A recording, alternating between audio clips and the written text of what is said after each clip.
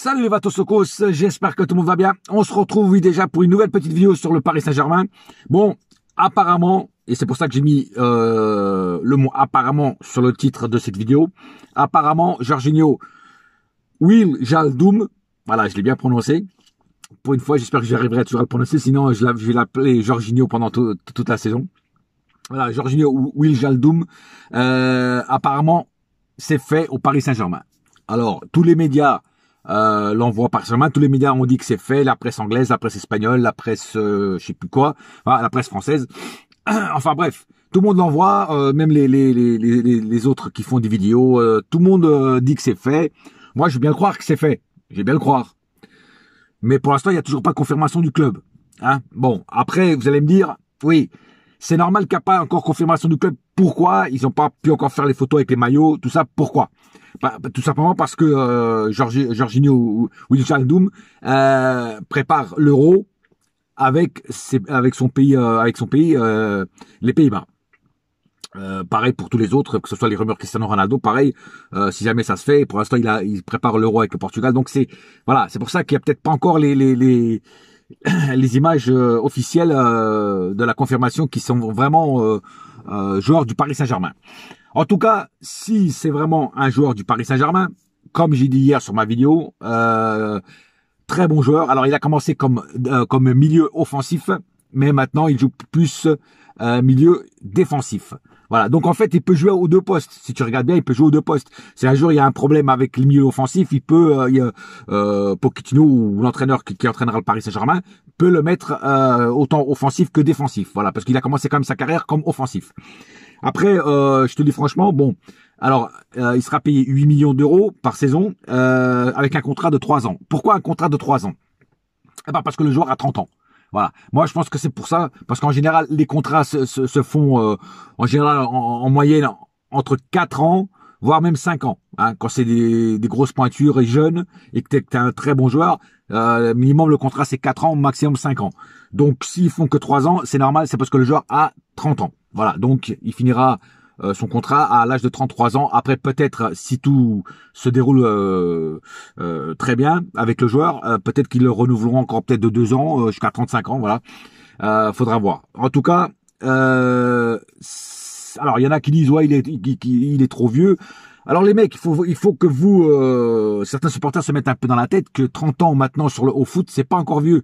Ça, c'était avant, dans les années 80, où les joueurs étaient rincés parce qu'ils n'avaient pas les conditions physiques que les joueurs de maintenant ont.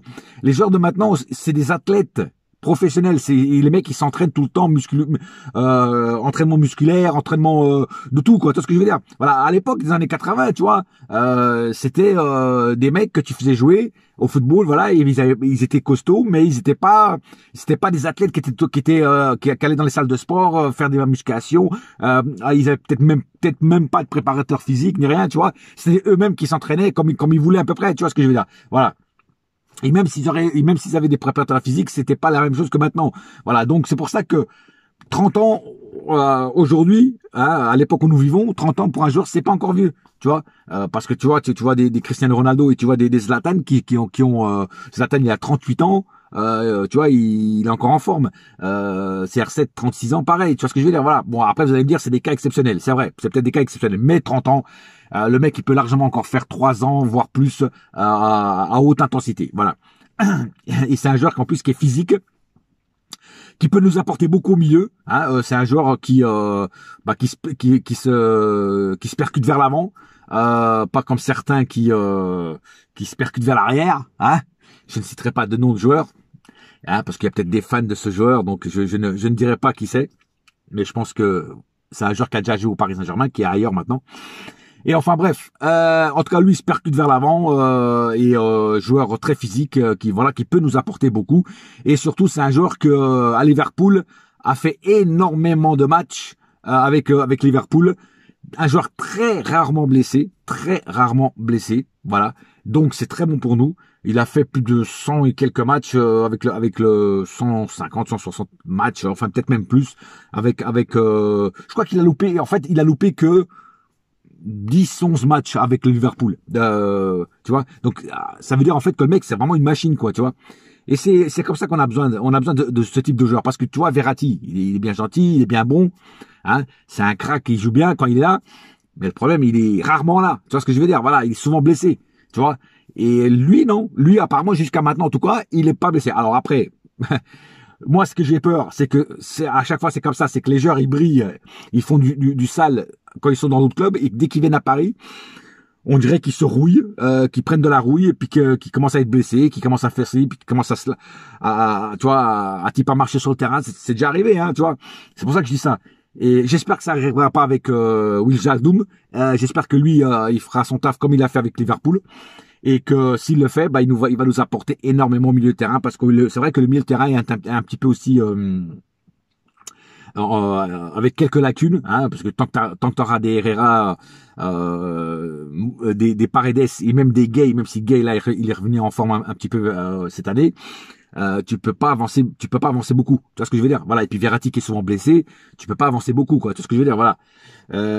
Donc si on peut avoir un joueur mieux que toute cette liste que je viens de donner, moi je dis oui tout de suite. Et d'ailleurs je dis oui tout de suite, tu vois, parce que c'est un très très bon joueur néerlandais. D'ailleurs, l'équipe hollandaise, enfin l'école hollandaise, moi, elle m'a toujours plu avec des joueurs qui viennent de l'Ajax d'Amsterdam et tout ça. Tu vois, c'est toujours il y a toujours des petites pépites qui sortent de l'école hollandaise. Et donc, et lui, c'était un très bon joueur, voilà. Et moi, franchement, je dis oui tout de suite. Parce qu'on a vraiment besoin de recruter au milieu de terrain. Alors, pour les 8 millions par saison, moi, je vous dis franchement, quand tu vois Draxler ou Herrera qui gagnent les mêmes salaires que ça, et qui ne foutent rien du tout sur le terrain, qui sont lambda et qui sont cramés, hein, bah pour moi 8 millions c'est pas beaucoup. Et de toute façon, comme je dis, c'est pas ma thune, c'est pas votre thune. Donc on s'en bat les escalopes, frère, on s'en bat les escalopes. Tu vois, c'est pas l'argent ne sort pas de notre poche à nous. Tu vois ce que je veux dire? Voilà.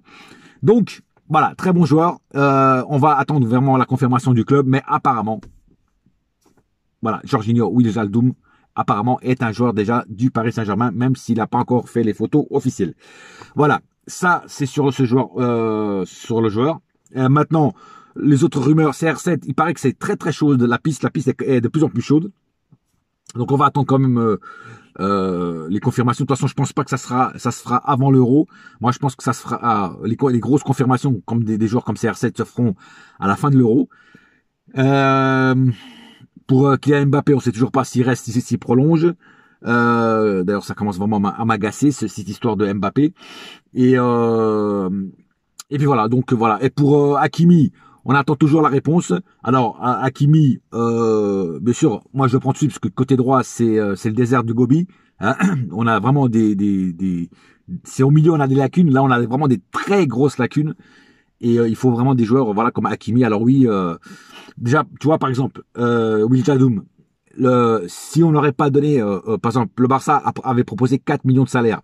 Sinon, on serait pas aligné derrière, parce qu'il était parti pour aller au Barça. Il avait déjà même marqué sa visite médicale et tout. Tu vois ce que je veux dire? Donc, c'était vraiment acté, pratiquement. Hein.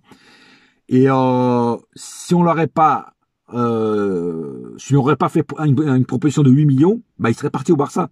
Tu vois ce que je veux dire? Parce qu'il faut que beaucoup de supporters se mettent dans la tête, c'est que la Ligue 1, c'est une ligue, alors je vais pas dire qu'elle est pourrie, mais au niveau des autres, c'est pas regardé, c'est très peu regardé. Vous allez voir dans les autres pays, à part les recruteurs et les entraîneurs, tu vois, qui regardent la Ligue 1 pour voir peut-être qu'il y a peut-être des pépites à aller chercher dans cette Ligue 1, mais sinon, en général, par les téléspectateurs ou par les supporters d'autres clubs, comme par exemple les Anglais, les Italiens, les Espagnols, tout ça, très peu regardent la Ligue 1. Ils vont regarder la Liga, ils vont regarder bien sûr la Ligue de leur pays, ils vont regarder peut-être la Serie A, surtout la Première Ligue, tu vois, même peut-être aussi la Bundesliga, tu vois. Mais il faut pas oublier que la Ligue 1 vient pratiquement en dernier. Cette ligue vient pratiquement en dernier. Nous sommes la 5e roue du carrosse dans les ligues à regarder. Tu vois ce que je veux dire? Voilà. Donc automatiquement, tu peux attirer les grands joueurs que avec les pétrodollars. Tu vois ce que je veux dire? Même si le Qatar, c'est le gaz, c'est plus le gaz que le pétrole. Mais ce que je veux dire par là, c'est qu'il y a qu'avec ça, tu vois, que tu les convaincs les joueurs de venir jouer en Ligue 1. Tu vois ce que je veux dire? Voilà. Et Wijnaldum, bah, c'est un peu ça qui est arrivé. Tu vois ce que je veux dire? Voilà.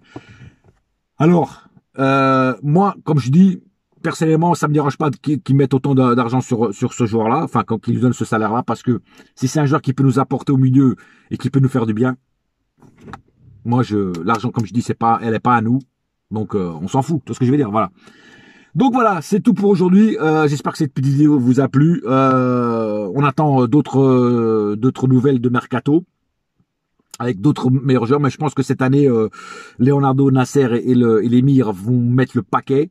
Vont vraiment mettre le paquet, même si il faut qu'ils surpayent les joueurs pour les faire venir, ils vont le faire.